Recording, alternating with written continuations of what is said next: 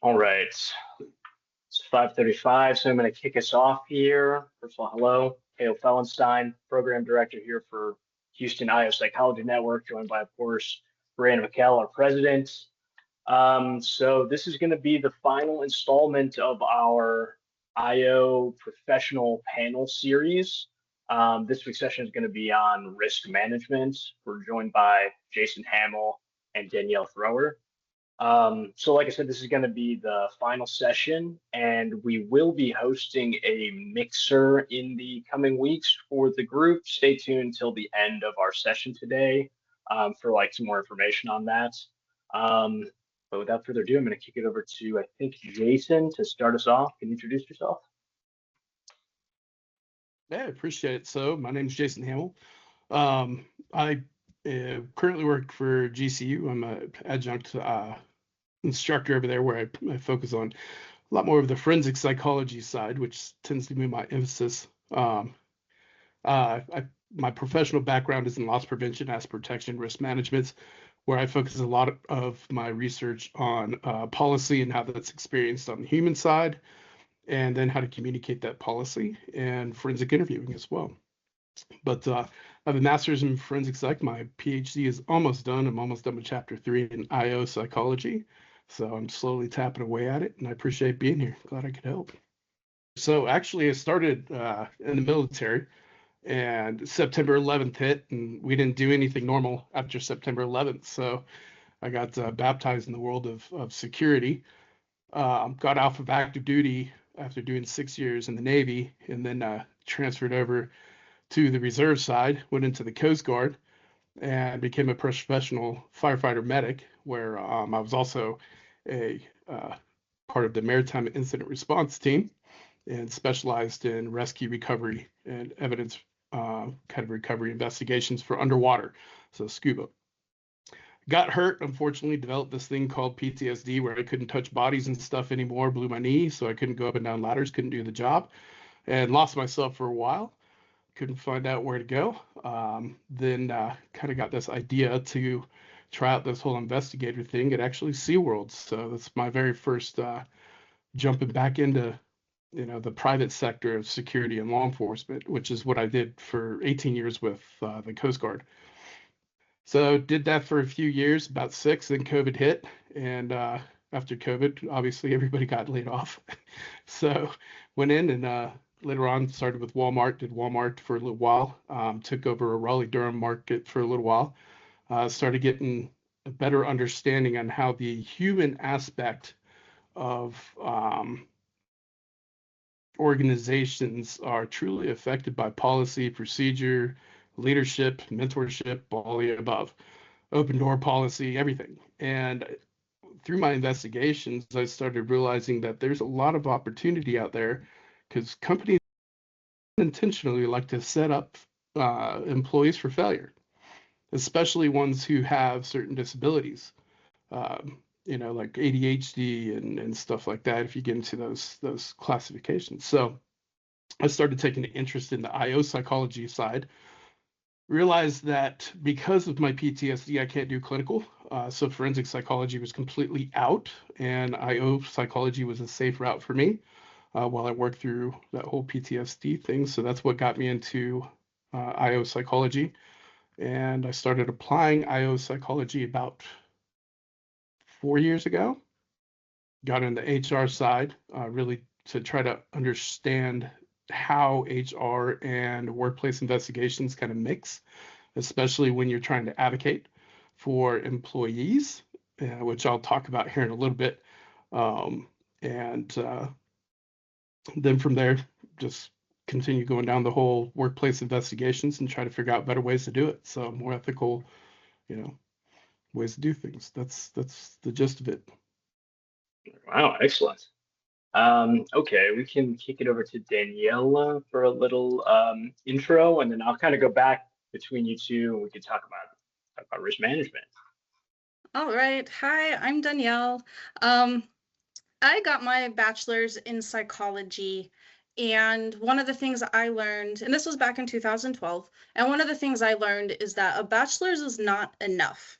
You have to go on to specialize, whether it's clinical, I-O, what have you. Like, you just have to do a little bit more. So I went into getting a master's in I-O psychology because at the time I was an executive assistant and I was like, oh, what am I going to do? And in my head, I was like, I liked my I-O psychology class in my bachelor's, and if I got the I-O degree, I could go anywhere in an organization. That could be HR, that could be training, executive leadership coaching, all of this stuff. We all know that I-O is a very big umbrella. So for me, I was like, okay, if I get this degree, I will always have a job because there's always a business.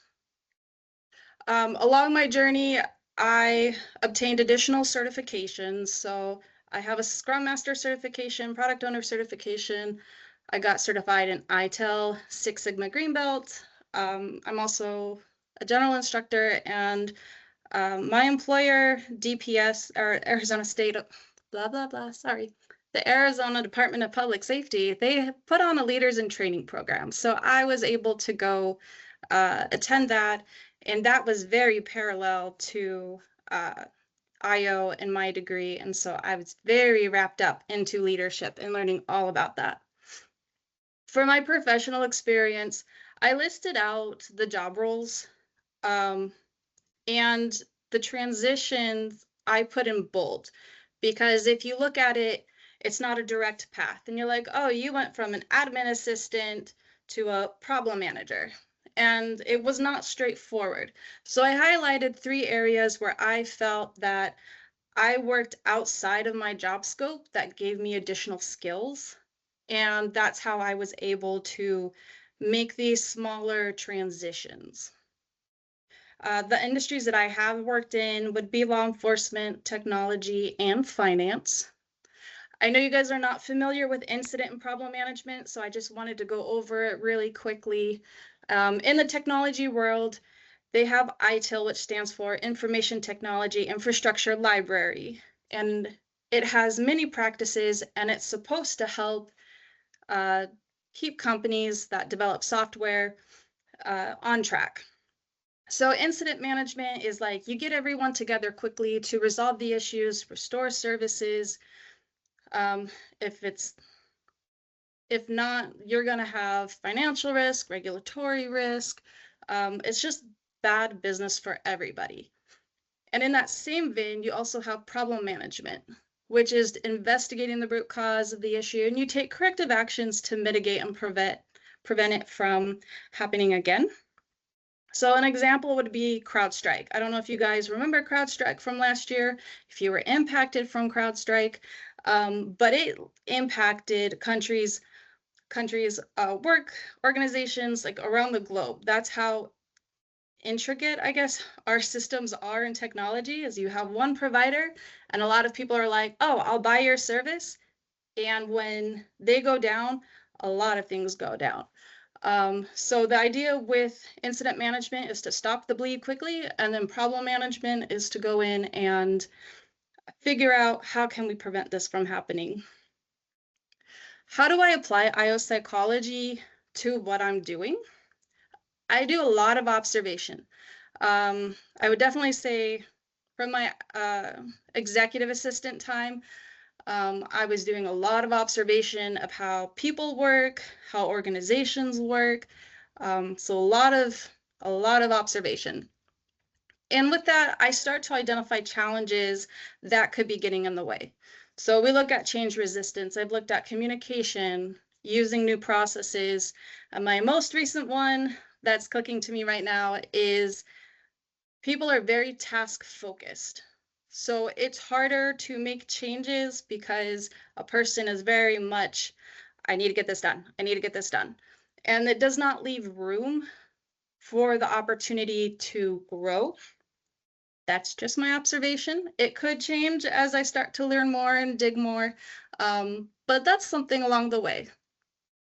And I've also learned that, you have leveraging learning and development for training materials.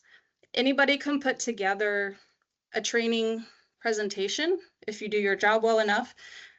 But the leveraging the learning and development, that actually takes it to the next level, because you are going in and you're saying, hey, what is my audience? What's their level of knowledge? Where are the knowledge gaps, environmental gaps, etc. So it's very much applying it to everyday challenges. Practicing habits that will serve you. I have this column because along the way, these are things that I found that have worked for me. Networking. It's not just going to conferences, it's also within your organization. So to give you an example, when I was a criminal records specialist, I got to know somebody in the IT department. And so when I was an admin assistant in the training unit, I was not happy with how the system was. So when I was talking to the IT person, he was like, oh, hey, we might have somebody that can help you resolve your problem. And so the networking is just huge, huge, huge. So even if a person, and it goes both ways, you know, if you can be of help to them or if they can be a help to you, just start building those relationships. Articulation, I struggle with this one a lot. And so being in the business world, if you get it clear, concise, what you want or what you're trying to express the first time, it goes by, it's a lot easier to get things done. So if you struggle with articulation, definitely you want to practice that. Organization is another thing. Like I said, it was like we get so task focused with something that we forget to take the time to organize ourselves. Communication, preparation, time management, and another one I really want to stress is conflict management. I have been in positions where I've experienced the conflict management and I think back and I'm like, wow, where's the support? So you see a need for it. And I feel like when you have that background of I-O, you see all the red flags, which is exciting because it's like, okay, how can I change this? Some tips. So I started recording use case studies, whether it's friends, family that are just telling me about their problems. I would just listen and be like, okay. And then at some point I was like, wait, these are use case studies. These are examples that I can later go back to, or that I can practice solving. How would I approach this situation? So if you don't do that, I highly recommend get a notebook, computer, however you want to do it, and you'll start to find that there are trends. Familiarize yourself with tools and processes that are used in the industry that you're in. I'm in technology.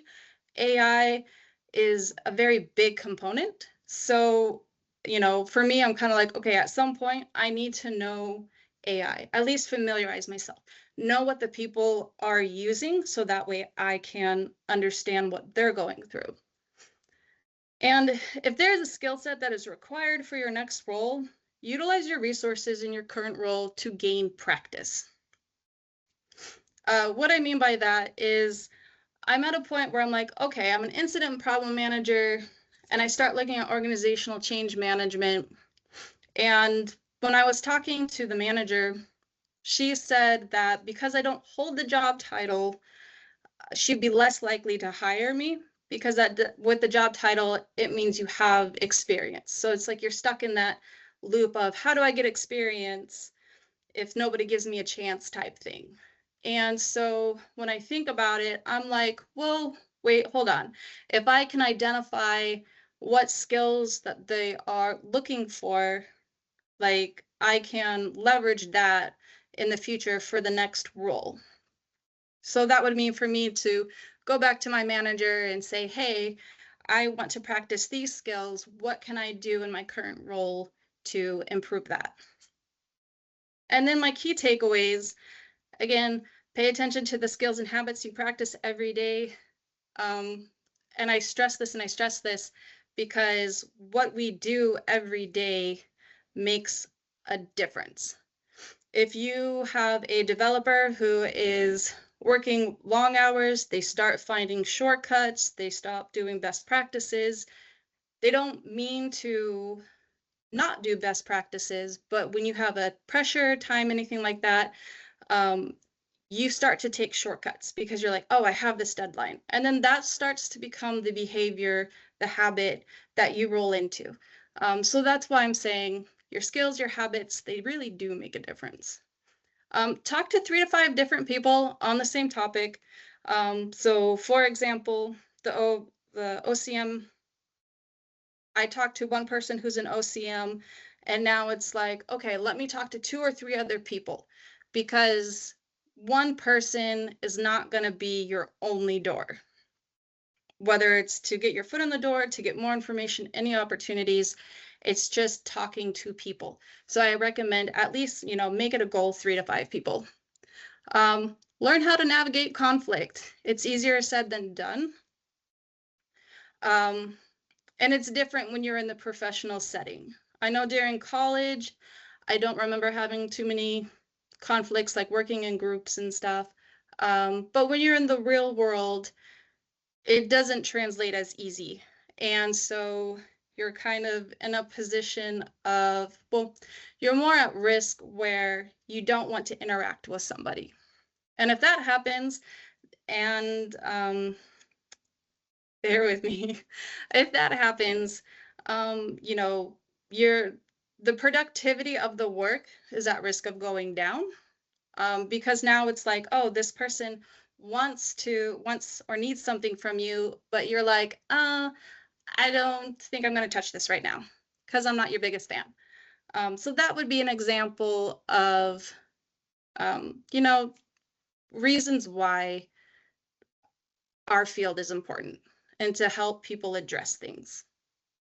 And the last key takeaway is there's so many variables in an organization and in people that it increases the complexity. Like if you just mapped out the organization itself with HR, regulatory, you have risk, executive leadership, et cetera, that's like a big spider map. And then you add people and they are a big spider map, and it's the craziest thing. So I really do see over and over people from other industries trying to solve problems that we study, that we are kind of like, oh, we can help solve that because we have the background for it. And that's all. Thank you so much. That was, I love that was a lot, sorry. No worries at all.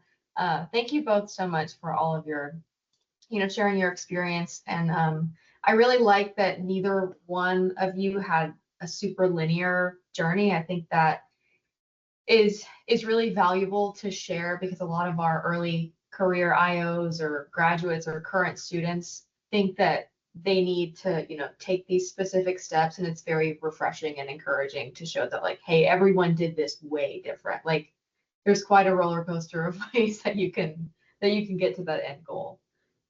So I will go ahead and open it up for Q&A. I always give it an awkward about 10 quiet seconds, and if no one pops in and says anything, I will start asking questions.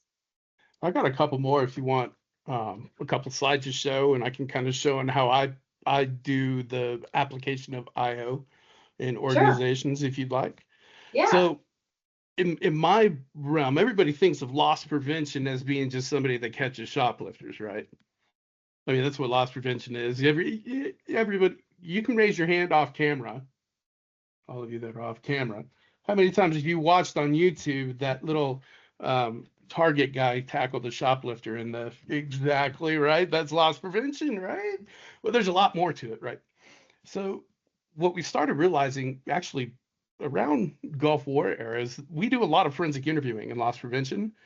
On top of organized retail crime, I've been through active shooters. I've been through just about everything you can think of, from criminal trespassing and using necessary evil. Tried defining necessary evil to a store manager who makes $200,000 that wants to do it their way.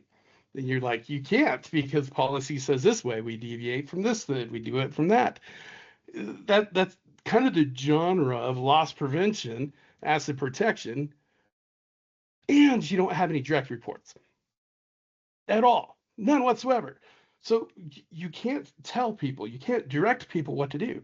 Everything is about speaking to influence. So if you don't understand the reciprocity rule and how to, I hate using the word manipulate behavior, but it's true.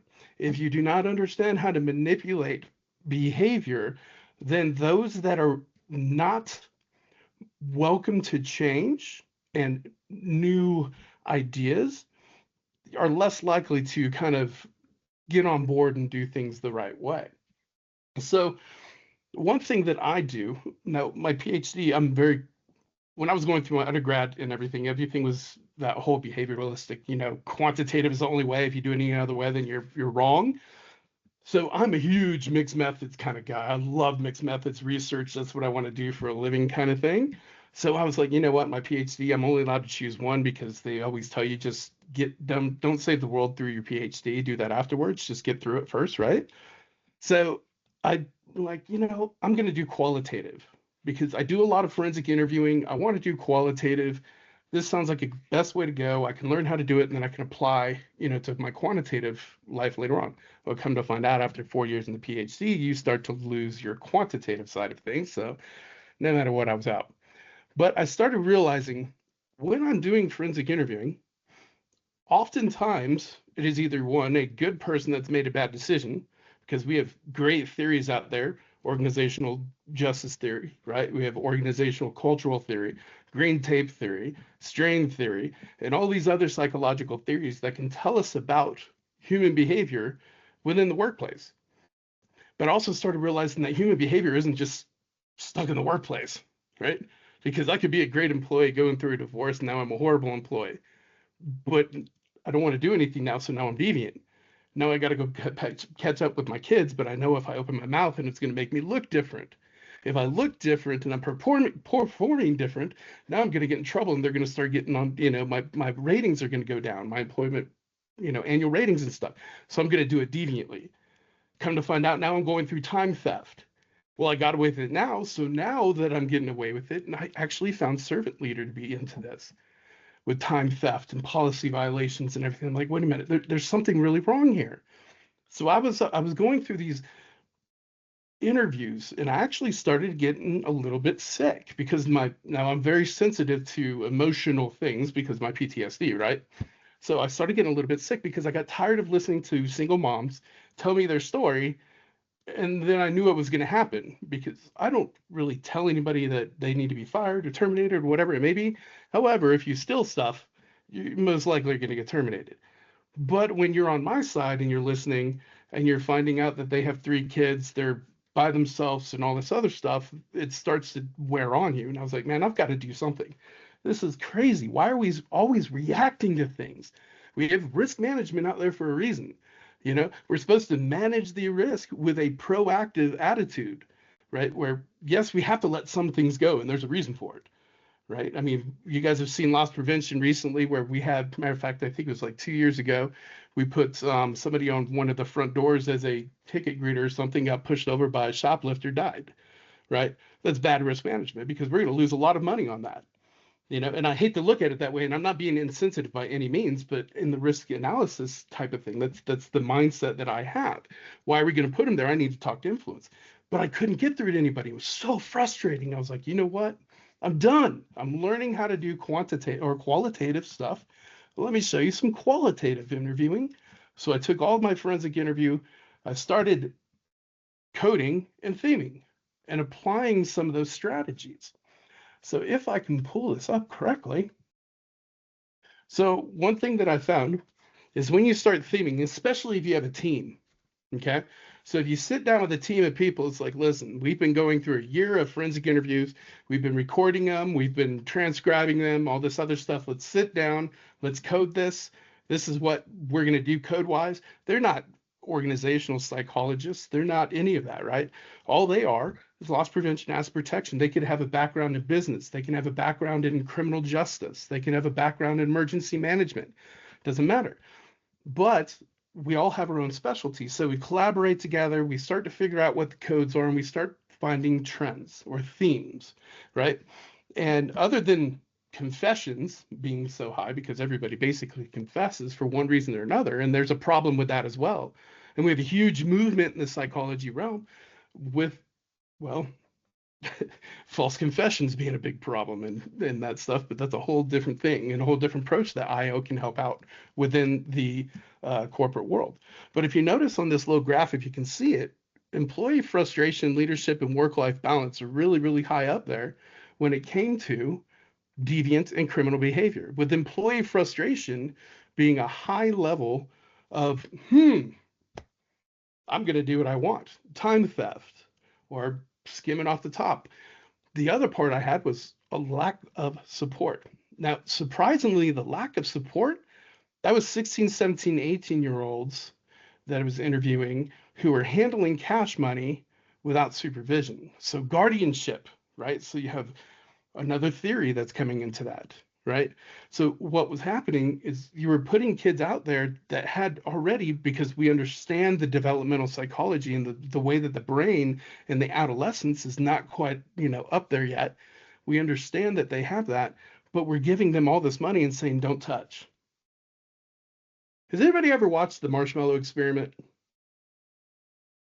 I mean, the marshmallow experiment is a great opportunity to find out if somebody's going to eat the marshmallow when nobody's looking or not, or if they're going to wait to receive their paycheck, right? So if you can wait and not steal, you'll receive a paycheck that's going to be a lot more. However, if you decide to take the $5 that's in your pocket because, you want to go home and grab some gum or whatever it may be, then you're going to lose your job.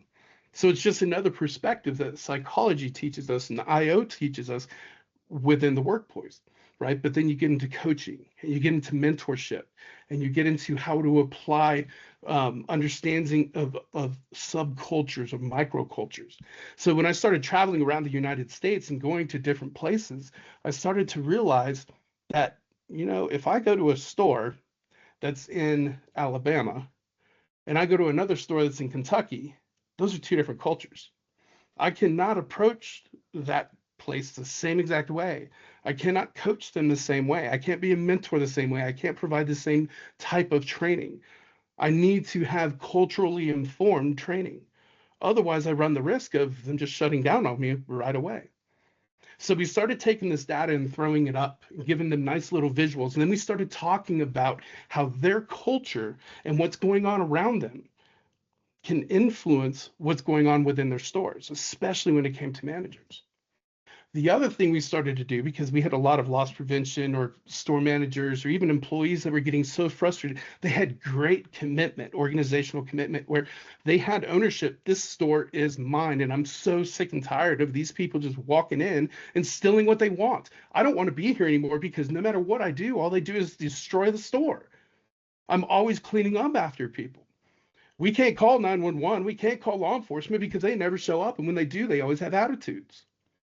But what they didn't understand is law enforcement was so undermanned that they didn't have that opportunity to go out there and treat them correctly. It wasn't that they didn't want to, it's just that they physically couldn't in some of the bigger cities.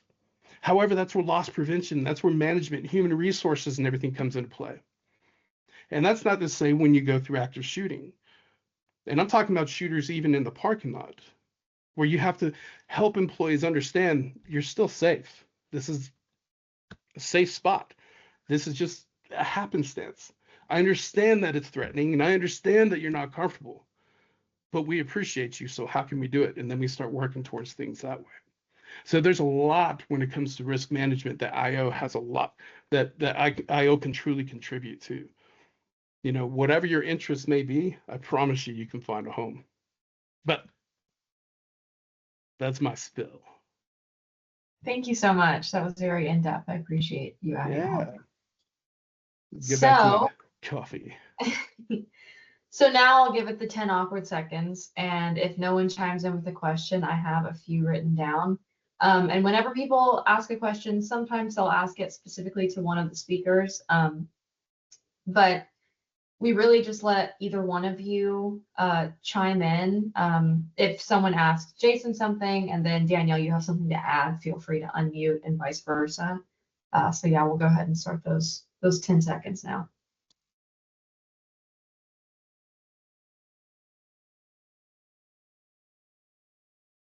Okay, I'm gonna ask my question then. Okay, so I have a few written down. Danielle, you mentioned, so you were talking about your transitions, and how like not every job title was necessarily in line with I-O or like where you were trying to be. And you kind of mentioned like playing into, I guess, skills and, you know, networking and things to kind of get that experience.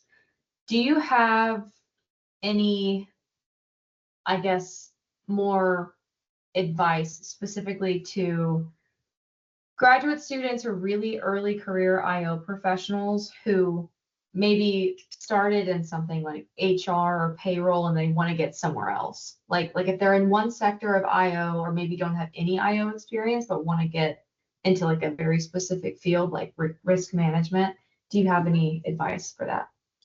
Yeah. I think it all boils back down to practice and identifying what's needed. So for example, and this is something I didn't do with my journey. This is something, you know, I've learned 10 years later. I have a strong interest in leadership. And so coming with that is also I also have an interest in wanting to do executive coaching, whatever that looks like. I've met with a lot of people that do that. And I was talking with the person and I was like, oh, I think I can do this, but I wasn't too sure. So when I spoke with the hiring manager, she was like, I need you, you know, one of the things she said was, can you or have you coached 50 executives? And that's a lot. And I'm kind of like, okay, I haven't reached that number. But now I have this goal where I can be like, you know what? 50, let me at least get to 5. Let me at least get to 10. And as an executive assistant, I was positioned really well because I was working with executives. Like I saw them day in, day out. They were easy access to me. And for other people, even in my current role, you know, I'm at the bottom and it feels like they're all at the top. But you can actually reach out to them and say, hey, can I pick your brain about XYZ? So if you are just starting out, I would go do some research, connect with people, even in your own organization, if you're in sales, and say, hey, person who is a business analyst, you know, what was your journey? What are your skills? I will say there are industries like technology. It's very hard to get into, not only because of the saturation, but because you do need to have that background. I have no technology experience, but as a problem manager at one of my positions, I gained so much knowledge so quickly. And a lot of my positions I fell into. So I've always had this like, oh, I want to go directly for the role. But I'm missing the experience. And so it is super crucial to get an internship, to get an externship while you're still in school. People are more likely to bend over backwards for you when you're still a student. That is just how it is. And at the same time, I also know what it's like to be a working professional going to school, and I would have loved to have taken on internships, but I still had bills to pay. So you do have to find, you know, that balance and whatnot. And it's not just your organization that you can try to get experience from, right? So I went to church with my best friend on Sunday, and I was thinking, I was like, you know, if I was a person that went to church, this is a community that, you know, there's probably like some executive, somebody in there that could help. So it's really looking at your resources, being creative and saying, hey, if I can't do it in this company, is there another nonprofit, volunteer work, anything like that? You know? So that's where I would say strive to get the small experiences, or even like I said, in your current role, see if there's somewhere that you can say, hey, if you're working on this, I'd love to get experience doing XYZ. Great answer. Thank you so much. I appreciate the in-depth. I'm sorry. I feel like I want to vomit over everybody with all this knowledge. I really appreciate all the detail. I do. And I know a lot of our audience members really like when people fully dive into the answer and give examples and stuff. So I appreciate it. Kale, if you want to unmute, you can go ahead and ask your question. Great. My question is for Jason, but it definitely goes along with something Danielle touched on as well, which is that practicing skills while you work, kind of 2-for-1. But I really wanted to dive into the whole mixed method research. Specifically, you were talking about qualitative interviewing, and my ears were perking up because I'm in my internship right now. I did a whole project doing qualitative interviews, and I wanted to ask specifically about the forensic interview kind of style, and how do you think that can apply to like a broader I/O world? Like for my internship, I used critical incident technique. That was how I structured my interviews. And so I wanted to know, like, do you use any other techniques? Which do you think have like broad application in I/O in general? Yeah, great question. So I'm a certified forensic interviewer through the International Association of Interviewers, or CFI, or whatever you want to call it. So I have a large perspective, I guess you would say, or tool bag when it goes to interviewing techniques. And that can be everything from trauma informed to cognitive to motivational to whatever's going on in that situation. With qualitative interviewing, there's a great book, and unfortunately I can't remember the author's name right now. But his whole approach is a qualitative interviewer is not a qualitative interview until you understand how to interview. And nobody's a great interviewer until you interview, right? And you have to be able to take interview feedback, and then you have to be able to interview, and you're still going to suck, is basically what he says. And it takes that practice, like you're saying, over and over and over again. The one thing that we don't have on the forensic side is the qualitative interviewing side. We have steps that you can do. You can go to WZ, you can go to read method, you can do the SMART method of interviewing, whatever it may be, right? So there is no what's like a one size fits all when it comes to applying interviewing strategies. However, the foundation, because of what we're trying to pull within forensic interviewing, the foundation of qualitative approaches to pull data, that rich, deep, just raw data, where you're just prompting and everything, and you're not leading questions, you're not, what's the word I'm thinking of? You're letting the participant kind of take hold, right? And tell you that story. That's exactly what we try to apply within the forensic interviewing setting. The problem is you have this mindset still on the forensic side, and this is where you would really be able to apply or do what you learn within your internship. And you can go to law enforcement, you can do FBI, it doesn't matter. But we have this catch a bad guy mentality. The best part of the day is when you catch a bad guy and you brag about that, right? Well, that's also what brings on false confessions and everything. So you have all that type of research come in. So the power is within the qualitative research methodology, if that makes sense. I hope I answered your question there. I was a little lost in my brain for a minute, but. Yeah, so do you think that style of interview could be applied to like other situations, like, I don't know, like hiring someone or promotional or anything like that? Oh yes. Oh yeah, for sure. Especially hiring people. I mean, that's the whole argument on itself when it goes to the interview room. But yeah, because we want to have the true story. We want to get all the facts that we possibly can. So I'll give you an example this way. My more recent approach that I've kind of developed is to be an advocate. Okay. And I pulled that directly from being a qualitative interviewer or researcher. Okay. So instead of sitting down and me looking at you and saying, you're a bad guy, I know what you did, you're going down, I'm going to get you fired, you're going to jail, I changed everything up. And when I first introduced this method, it was kind of interesting. I was actually going through an interviewing course, and I said, there's no such thing as bad guys. And everybody's like, oh my gosh, what? And I was like, there's no such thing as bad guys. And he's like, there's bad guys out there. There's bad. And I was like, let me rephrase.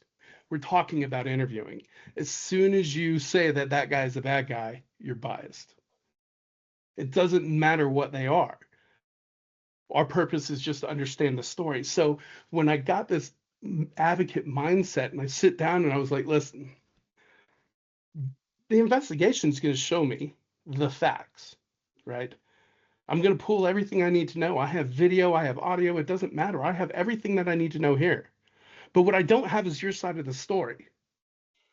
And what I don't want to happen is me turn in my whole entire investigation packet and them, the stakeholders, the decision makers, not have your side of the story. And then I ask, is that something that you would want to have? Or would you like to have your voice being part of this interview? I would definitely have to have my voice. Every single one of the ones that I've used this. Great. And I appreciate that. And I figured you would. And as an advocate for you, I'm not here to make any determinations or suggestions or anything like that. I'm not here to go to the higher ups and be like, you did anything, you did anything. I don't know what you did. I just know what the investigation shows, but I don't have your perspective. So I would start and I already have my research questions. You know, when you build up that whole interview packet, right? In your little, right? All that great stuff. So I have all of that prepped just like anywhere else. And I sit down, I have my research question that I'm going to ask, and I say, can you tell me about first yourself? But this is when I go into risk first too. I want to know how well they trained.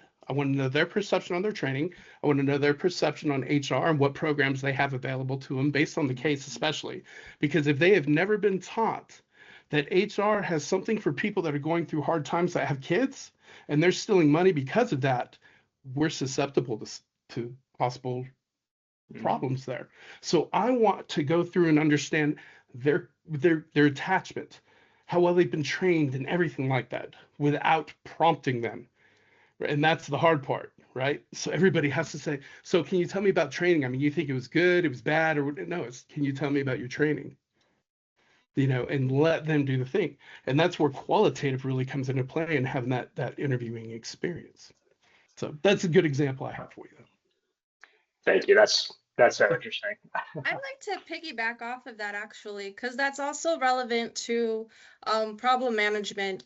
When people go through, they have what's called a post-incident review meeting, and you review what happened in the incident.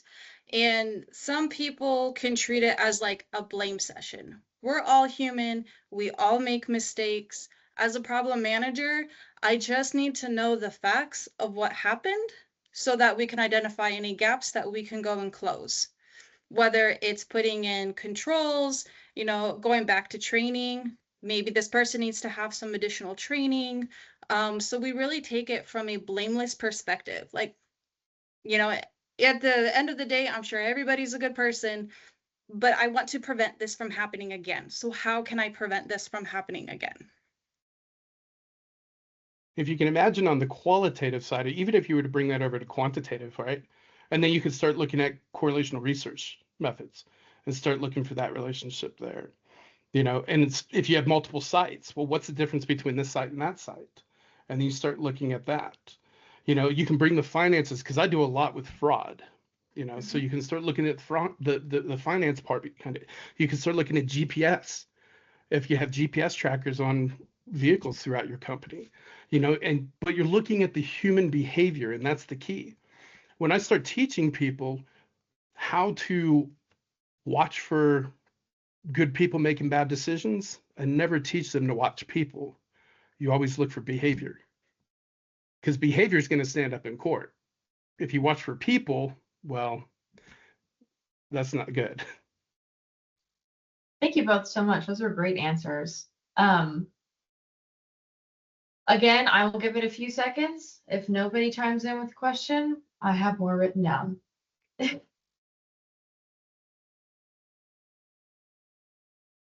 I've got a really funny one for you. How can I-O psychology improve a Walmart auto oil change place? Risk management wise. Think about that. Where is I-O psychology involved in risk management when it comes to oil changes, car maintenance? I'm telling you, it's all in the behavior. It's all in the behavior. Did you follow policy? But here's another one.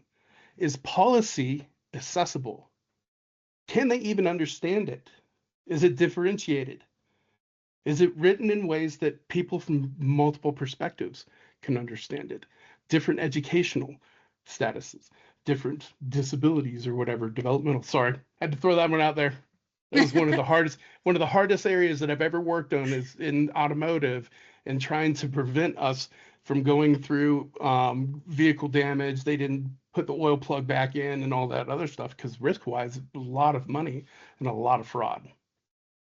And I feel like that's kind of where, you know, we do look at where can we leverage the I-O? And that's where I was saying it's like leveraging learning and development for your training materials, for your policy. And one of the things I'm learning, you know, I was talking with my friend, she works at a small clinic and they're missing key components. They're missing HR, they're missing XYZ. And in finance, at least for finance, technology, but definitely in the finance world, you know, you're required to take training every year. One of them's on sexual harassment. And it's a shame that that training is not provided to all organizations. It's dependent on the organization to do it.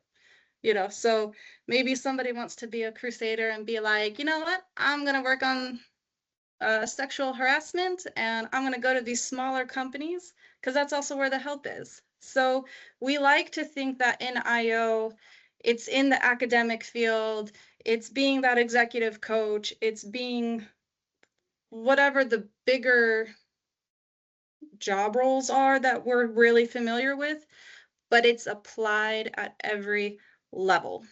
And it's like it is so layered and so complex. It's stupid. And I question, I'm like, why don't they do this? Who's running the show? It looks like, thank you so much, by the way, for that. It looks like Rich has a question. If you want to unmute yourself, you can go ahead and Sure. ask that. Yeah, I do have a question, and that's so in risk mitigation as part, actually, I'm glad you brought up the automotive part, but anything involving some kind of, procedural documentation that needs to happen. Do either of you ever get involved in like the software selection process to be able to document? Oh, I see you're chuckling, but because I mean that's one of those kind of checks and balances that I've been involved in, right? Is making sure that like in a customer service situation or whatever, that we've dotted all our I's and crossed all of our T's because the software has had all the checks done, if that makes sense. Have you ever been involved in those types of processes? So I can tell you on my side, no. I've been with a lot larger companies. I mean, I've tried to implement in the smaller companies that I've worked for as the director level. I've tried to implement different things, but then you have that cost effectiveness, right? Kind of come in there with that whole thing. However, what I have found as far as I-O when it goes to choosing or implementing technology I wish they would let us be involved a little bit more. We're not there yet. We have a long way to go, I think, if that will ever happen. However, our importance is being able to communicate to the lower, let me rephrase, to the employees, field level employees, why it is important based on what their goals are at their individual locations, and then to sell it to them, right? So instead of dealing with, there's a lot of research coming out on positive deviance right now. I'm not too sure about the positive deviance type of movement.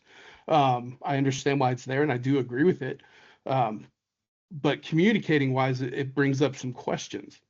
And if you're being deviant towards a certain processy or technology that's run down the pipe, like maybe a learning management system that is really great at the corporate level, but once you bring it down to the field level HR, it's absolutely horrible.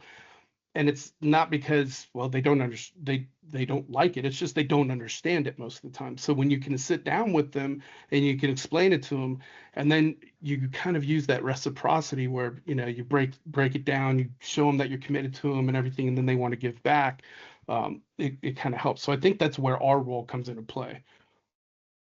I haven't either, just because I've never been in that like managerial position, leadership position, I feel like to make those decisions. I have witnessed, though, what happens when you don't get complete buy-in. So when I was at DPS, they switched to a new CAD system, and there was a sergeant who, like, he did the research, he proposed it to leadership, and they were like, yeah, sure. But I also heard on the flip side that a lot of people were not happy with it originally because they have to learn a whole new system. And I feel like that's where the disruption is that when you're disrupting somebody's autopilot that they've already learned, we all experience it with the upgrades in our phone, with Microsoft. You're like, why did they change this layout? It was perfectly fine the way it was. So I've never been in that position either, but I have seen the effects of not getting that buy-in, or feeling the resistance. I've seen the resistance. Makes sense. Thank you. Everybody wants a seat at the table. They just won't give us that seat yet. I get that. Yeah. Well, it's just interesting. Like, everybody wants to have, you need to have the accountability, and then they want to know why things aren't documented. And yet on the front end, we're not willing to spend the money, but on the back end, we're accepting the risk, of not being accountable to, or not holding people accountable to that. So. And that's a big issue that I've seen repeatedly over the last few years, is that there's an accountability issue, there's an ownership issue. And when I think about it, I'm like, okay, leadership's not stupid. I'm sure they know it's there, but I don't think there's enough understanding of human behavior for managers to take action. And that's where I was saying people get really task focused, and they're like, oh, I got to get this report out. I got to do this. I got to do that. But I don't think enough time is spent on the employee, on the team. I can totally go off into teams too. So it is this constant battle of how do you get people engaged to get them on board? Because when I take training, I'm like, I just want to get through this training because it doesn't apply to me. At least I don't think it applies to me. So it's a constant battle. It is a constant battle. So I'm wondering if there is some secret sauce out there, or if it is, sorry, go on. I will say one thing that kind of helped in my last company I worked with. We had VPs and executives and everything, and I started at that level and went down, where I was learning from the employee and then trying to educate the VP. But I was using that, and I understand there's some questions regarding the book, but extreme ownership, where you're trying to show the VPs and the executives and even field level, regional, district, market managers how they're not owning what it is that they need to be owning. Instead, they're blaming everything on the field level work, which of course is increasing turnover. And everybody knows, for one $20 an hour employee, it costs us $10,000 to recruit another one if they leave, with training and all that other stuff. So I think that's one thing that I've tried before. I didn't do a very good job as far as speaking to influence yet, because that was a new approach that I had tried. It was very new in the company. So the VPs and those executives, they were still filling me out.